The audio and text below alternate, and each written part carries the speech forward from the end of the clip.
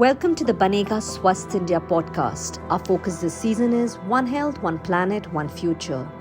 Our aim is health for all and leaving no one behind, because only a Swasth Bharat can be a Sampann Bharat.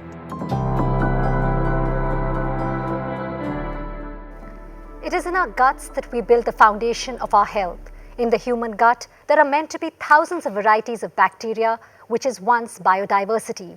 It's these multiple strains of good bacteria that helps the gut break down food for absorption by the body. Better the absorption, better our nutrition, better our health. It's also this bacteria that helps fight off infection and inflammation. Now, with poor nutrition, bad diets, unhealthy food and lifestyle, and also the antibiotics we take to fix our health, and pollution and toxins, we have reduced the food bacteria in our guts. In fact, the incredible complexity of the gut and its importance to our overall health is a topic of increasing research in the medical community. Today on this very special show, we are going to talk about how gut health impacts our own health. Joining us on the NDTV Detol Banega Swasth India campaign special show, we have with us today Taapsee Pannu, actor, and we have Munmun Ganeriwal. She's a nutritionist and a gut microbiome specialist. In fact, she combines traditional Indian foods, ancient Indian yogic practices and Ayurveda principles with gut microbiota study. You've also recently written a book, Yuktahar, The Belly and the Brain Diet. Thank you so much, Taapsee and Munmun, for joining us on this very interesting conversation. Taapsee, I would like to start with you here. Whenever we talk about a great body, we often talk about things that we are not supposed to eat. How important is inclusion of all kinds of food rather than actually depriving ourselves from eating something? What role does a good diet play in building a healthy body?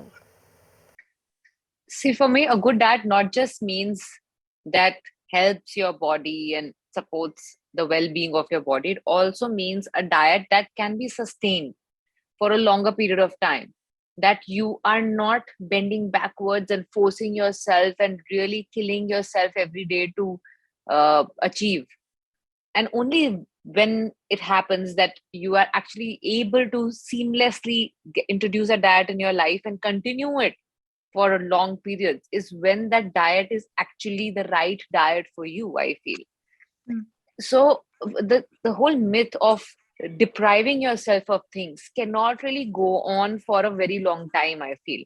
It can't just you can't just have very, very limited amount of food or the kind of food that you can have for and do it for years. It's just practically impossible. I'm not seeing anyone who's been happily following it. And if you're not really happy eating, I really don't know how that food is going to help your body and mind.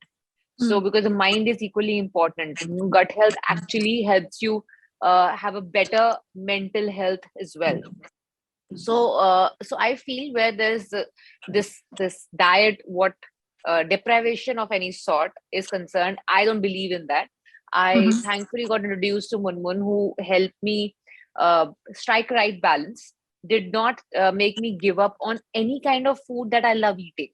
Any kind, when I mean any kind, is any kind. And that actually kept me happy from the inside and outside as well. And today there are no the heartburns when it comes to eating the food, where I have to okay, I can't eat this, I'm forced to eat this. And I've been able to sustain that diet for years now without any the issues as to okay, I can't take it anymore, I feel like cravings of any sort. Don't believe in having cravings. So it's been going fine for me because I'm not depriving myself. Munmun, you've been working on health and nutrition for nearly 2 decades. How would you define health or actually being truly healthy? Thank you for having me, Amrita. So firstly, I would say that, being truly healthy is not about being a certain body weight or a certain shape or a certain size. It is not even the absence of diseases as most people believe. The thing is that, we have restricted good health to only to the physical aspect. But what we need to rather focus on is that the physical, the physiological and the psychological, all these life forces have to be in an equilibrium. When there is a balance between all these three aspects, only then we can, say that we are in a state of good health. For instance, let's take an example of somebody who's in great shape and perfect body weight as per the person's height and so on and so forth. But What is the use if the person cannot wake up fresh in the morning, or the person cannot, doesn't feel that he's able to give his best in the work that he's doing. He's not able to perform to his peak potential, or the person is not feeling light or energetic at his feet, or the person is not feeling happy with the work that he's doing. There's no cheerfulness or exuberance in life in general. So would you be able to say that the person is truly healthy? I don't think so. Yeah, actually, you've really explained that well, Munmun. Taapsee, I wanted to ask you, of course, you've been following Munmun's philosophy for over 4 years now. How did you start your journey with Munmun, and how different is her approach to weight loss? Very different, because when I reached out to her, actually, I got a very cute hamper once at home, which had this Vedic ghee, kokum, sharbat, and 3, 4 very natural, basic things that we find. And usually, being a celebrity, we keep getting these hampers for trial from various people of different brands. So I saw all that, and I consumed it pretty quick. And I reached out to her number on that hamper, asking, I want more of this. I'm liking this stuff that you've sent me. So she's like, no, I don't make all this. I am a nutritionist who recommends these kind of things in the diet. So that kind of interested me. Never before that I had ever taken up a nutritionist, dietitian of any sort. So I thought, okay, someone who strongly believes in this and not certain exotic branded stuff, let me just try. Maybe this can be sustained for a longer time.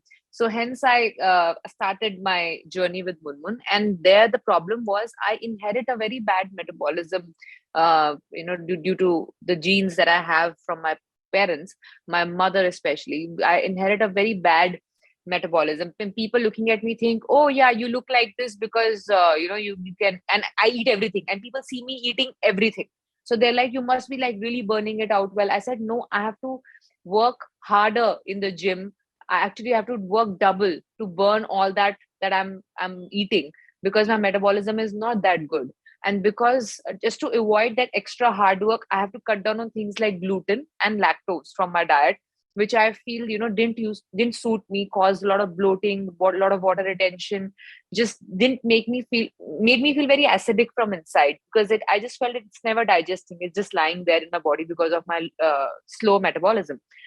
And when I met Munmun, Munmun said, we are first going to work on curing this. She's like, I'm not going to end up giving you a diet plan which will never have dairy or gluten, because these are essentials in controlled quantity in your diet. You can't, your body, I want to first make sure your body is in good shape. That's a part of the dietitian, nutritionist, not to deprive you of things, but make sure your body heals and becomes good enough to consume these things, and not like keep avoiding them for the rest of your life.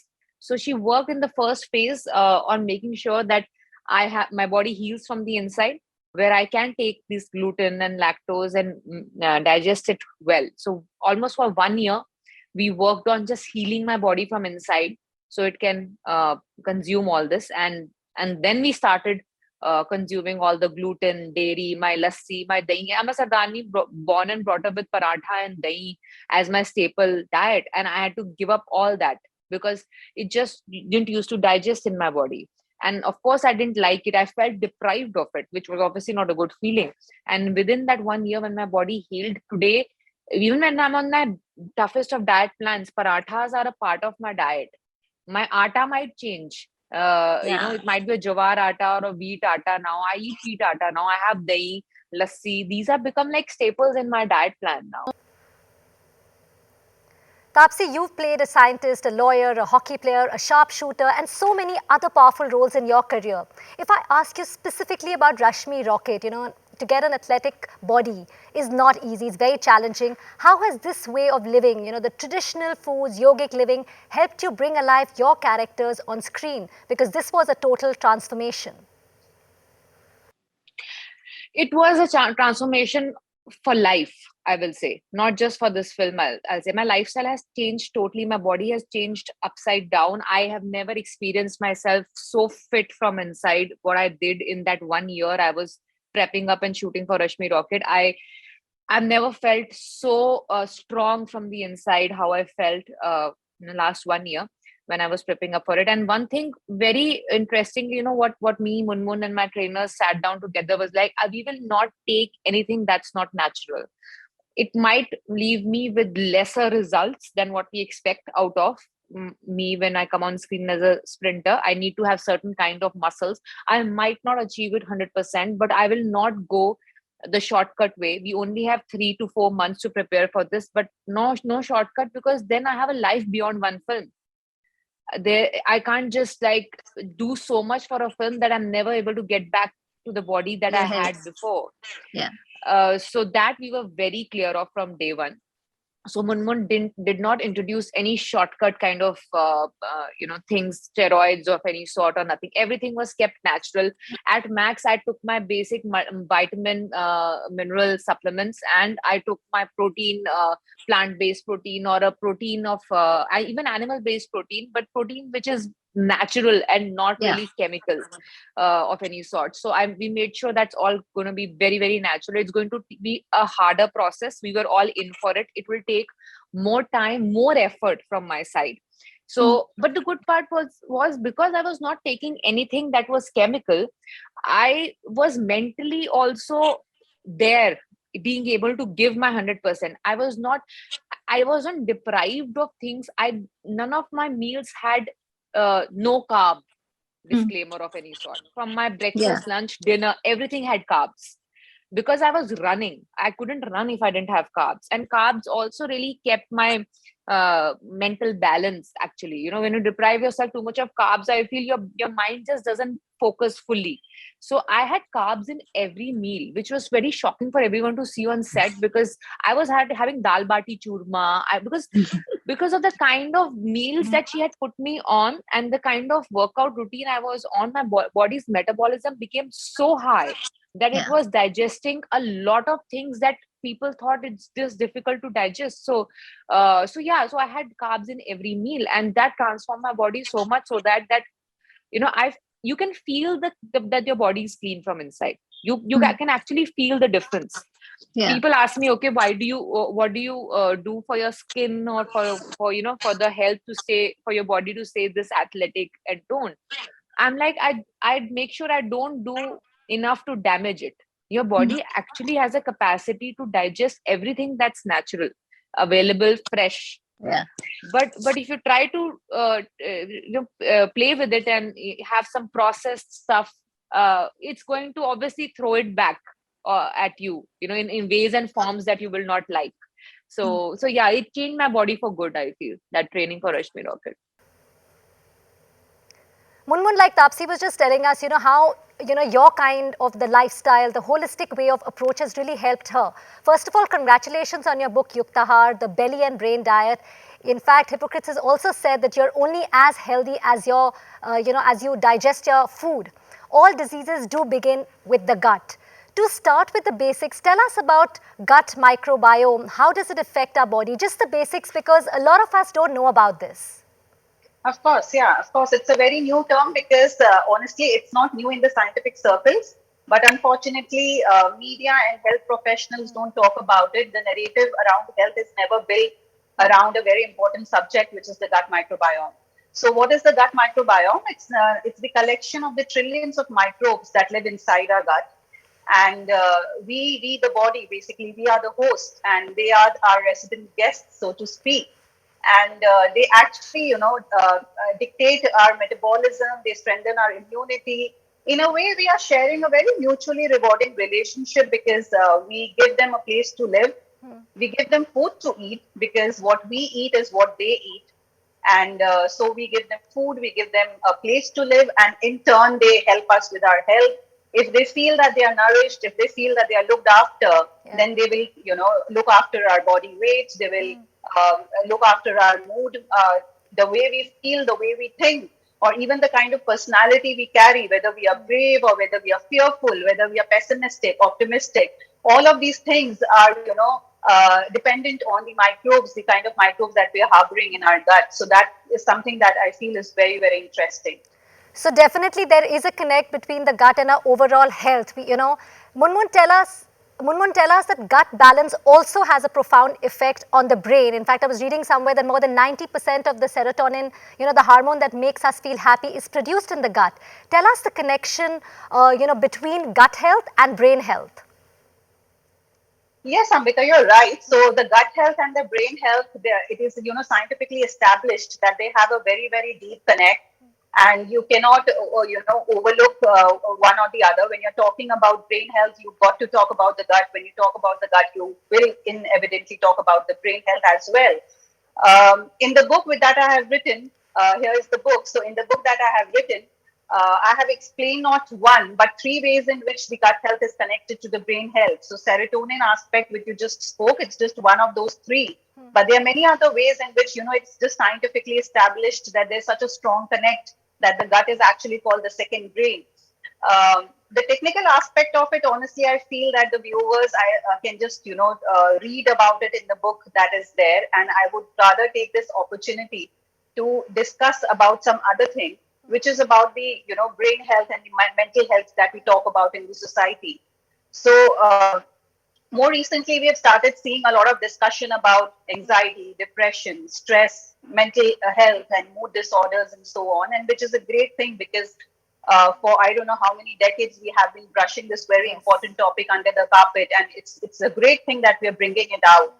But there is something that is still missing from these discussions, and I would rather take this opportunity to highlight that. Sure. We are still forgetting that physiology can drive psychology. In public consciousness, depression, etc., is still treated exclusively as a mental health disorder, whereas any other symptom, like say an acidity, is regarded as a sole digestive health problem. Okay. Whereas in reality, depression can be the result of an unhappy gut, and acidity can have links with the kind of stresses a person is facing day to day. The stresses a person faces can give acidity to the person. So what I'm trying to just highlight is that our mental health and our physical health is so closely connected to each other. And unfortunately, what we have done is that we've created this rigid boundaries between them. And it's high time we blur those boundaries, because until and unless we blur those boundaries, we cannot bring the right people, the right experts into the scene who can create a holistic treatment for the client or for the patient. So that is one aspect I think that we need to talk about. And if we talk about this, then certainly the gut microbes need to be, getting the limelight, because for the last 30 years, you will agree that, what we have therapeutically to deal with all these brain health issues is medication and counseling, which are great things. I'm not saying that they should not be a part of the treatment, but they are definitely not, sufficient enough. Yeah. Because otherwise, depression would not have become the mental crisis it would not have become the crisis it has become today. Yes. So that is why I do feel that, we need to bring a little more holistic approach to the mental health problems, and we need to look at the other aspects, which is the microbiome and the microbes that are living inside us. I think, and like you said, we need to look at this aspect, but most importantly, Munmun and Taapsee, what we really need to do is spread awareness about this, the connection. Taapsee, like Munmun just explained us this whole connect. We've understood that physical, mental and emotional health are all key for us, and they're interdependent. Mental health, of course, is a huge challenge, and COVID is just making it tougher. What are your thoughts on that, Taapsee? I think with the times that we are living in, the anxiety, the whole COVID situation has just added on to it. Our fast-paced lives, even people of my age and younger, going through mental disorders has increased exponentially in last couple of years. And on top of that, the Instagram generation that we have, where everything is about how you're looking, what people feel about the way you look. And if you fit into that, the small scale of this is good, which is such a tiny scale thanks to the visual social media medium that we have right now.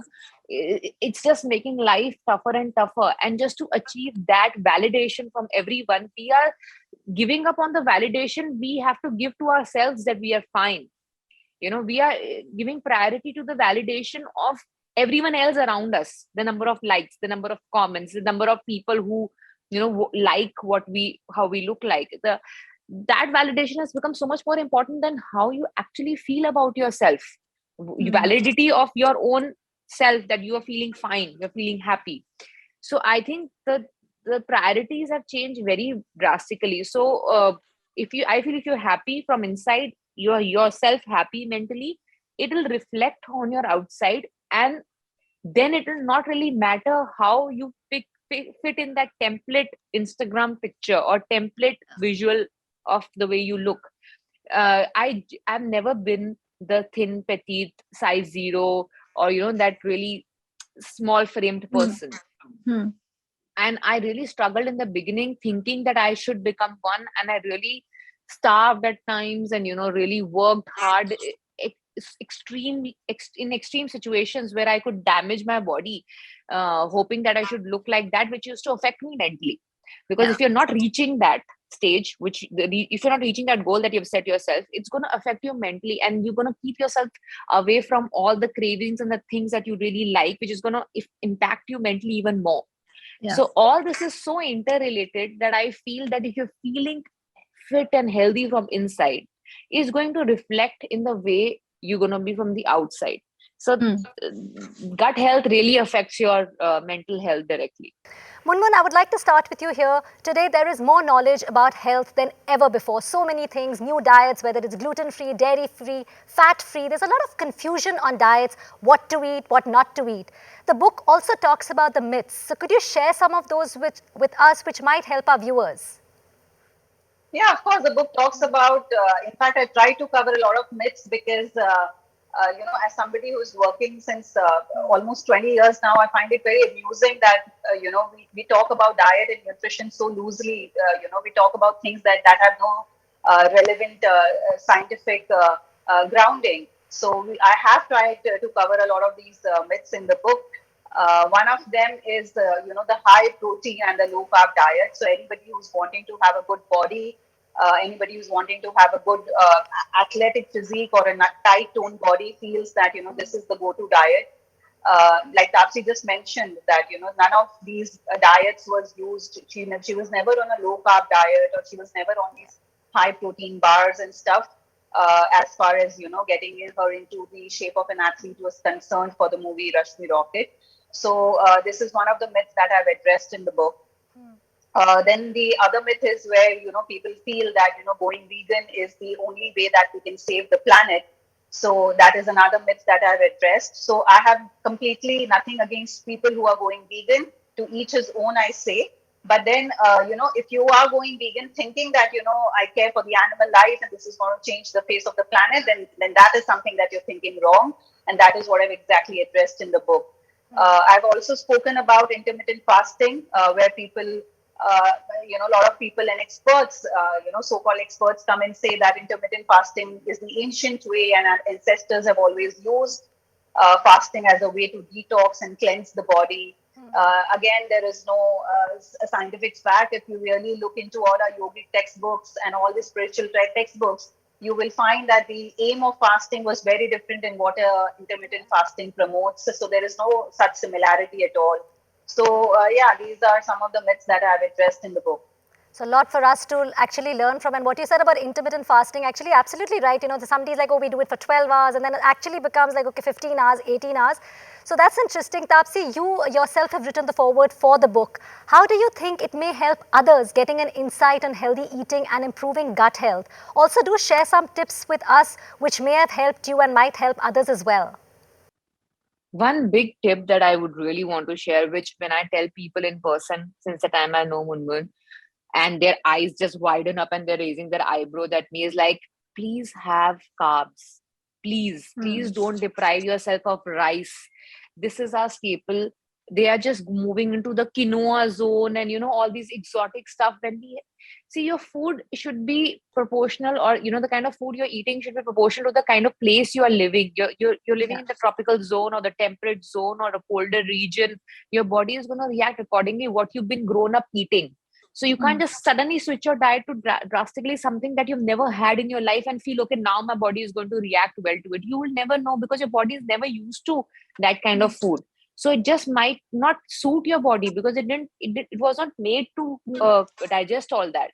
So the carbs, because when I go to work, a lot of my co-actors and people who I see there having like, okay, I'm not going to have rice, I'm going to only have grilled and roasted and all of that kind of stuff. And I'm the one eating with my rice and roti there in front of me with dal sabji and all, and saying, this is my diet.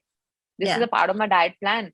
And I really want to tell everyone, please don't hate carbs. Please, they are very important for your energy, mental energy and physical energy. Have the right kind of carbs, the ones that are available fresh in the area you are staying in. Just because it's too local doesn't mean it's too below your standard to have.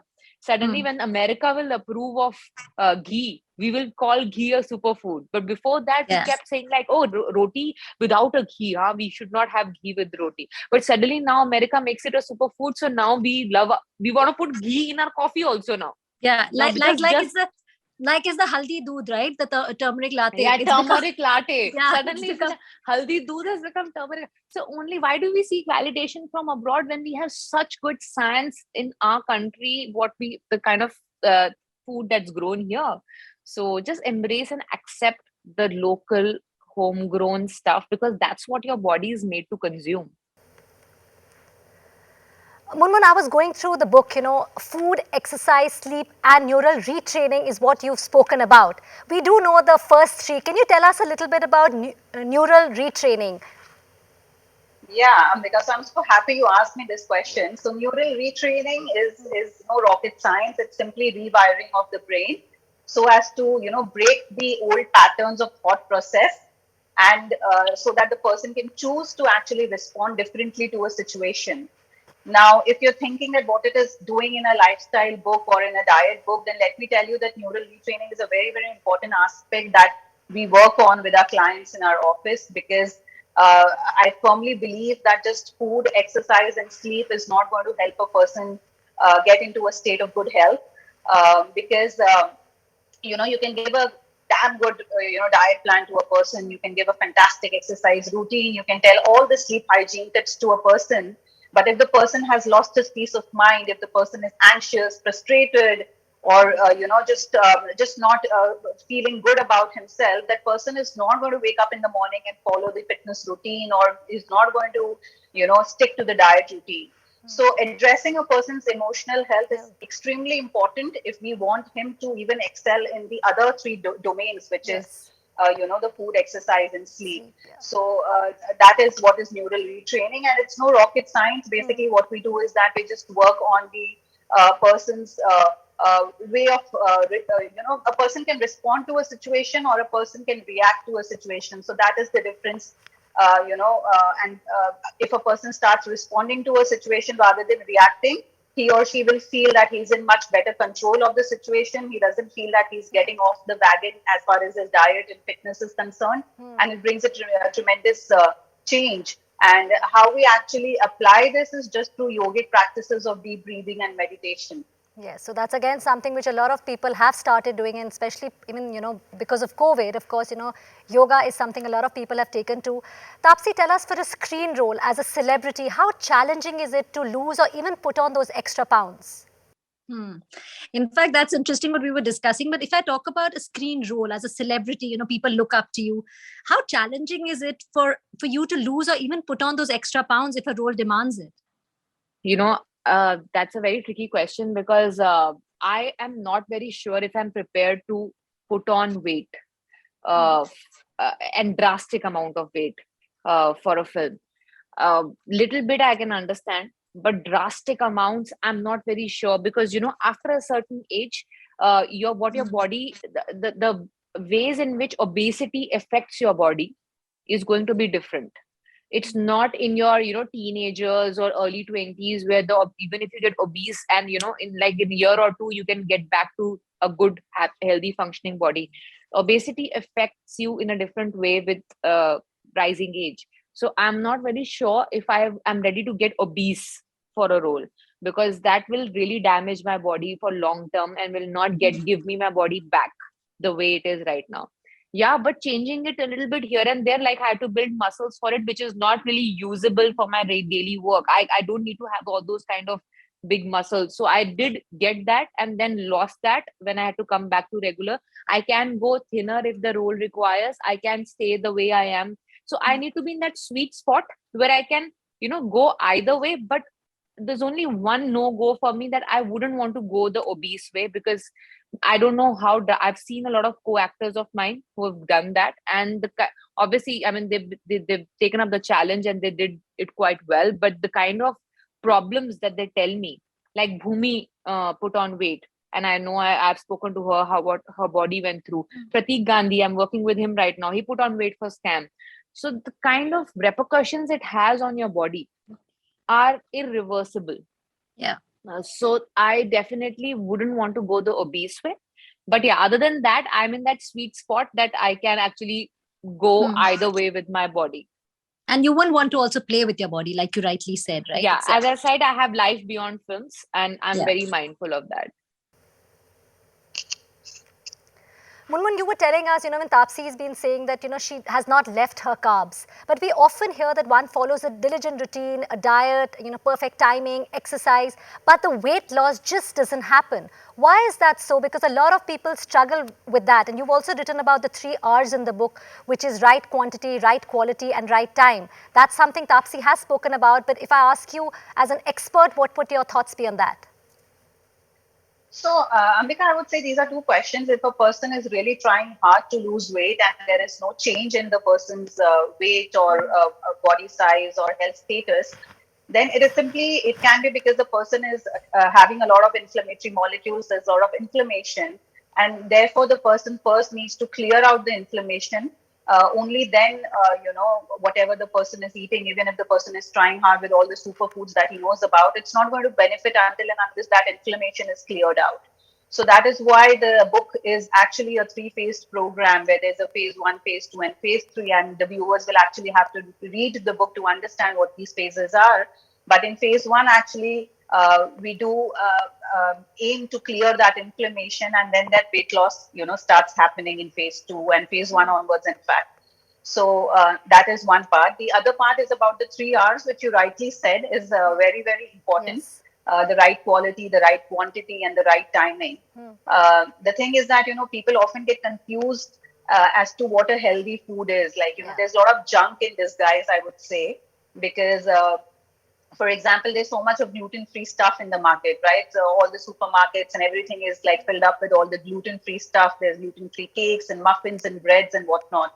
And people feel that, if I am wanting to get healthy now, it's my New Year resolution. So let me pick up this good gluten-free stuff and, I'm going to be better, and definitely my health is going to be better. But it doesn't happen that way, simply because those breads which are there, or all the gluten-free stuff which is there, they are so filled up with all the modified starches, whether it's a potato starch or a corn starch. There's so much of inflammatory sugars, and there's so much of stabilizers and chemicals, basically, that makes it so ultra processed that it's more harmful than a gluten-free regular bread that you would have.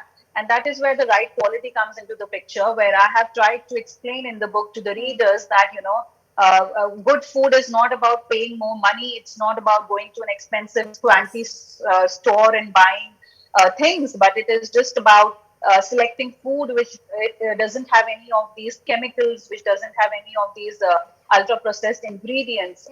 Even, for example, there's so much of almond milk and cashew milk out there, cartons filled up in the stores, but they all have these additive, which is called carrageenan. And this carrageenan, you won't believe, is so toxic that it's actually said to be carcinogenic, which means that it can give you cancer. But when we pick up a carton of almond milk, we never think of it like that. We think that, we are taking a healthy step. So these are the things that I was talking about in the book when we talk about right quality, that, this is the right quality is not this, but the right quality is about, eating food which is free of chemicals, and basically identifying. I think that is a very important point, that the people at large need to learn how they can identify, how they can sort the good from the bad, because the market is such that it can really confuse people. Yes, so you need to know what really works for you. In fact, that's what very interesting what Taapsee was exactly saying, right? Eat local, eat the things which are available, like our Indian superfoods, whether it's ghee, whether it's turmeric milk. We were talking about, the haldi doodh, our old time, which our grandparents, great forefathers used to have it, which is now called the turmeric latte. So Taapsee, why don't you tell us what Munmun was just telling us? So we don't know what really is working for us. So how does one bridge the gap of knowing and doing something? When it is in sync with your regular kind of diet, when it's not a drastic 180-degree shift in the kind of diet. Because you know what Munmun did when she started working with me, she asked me to pen down my 3 days diet, what I have usually, which is, what under no dietary restrictions, what will I have for 3 days.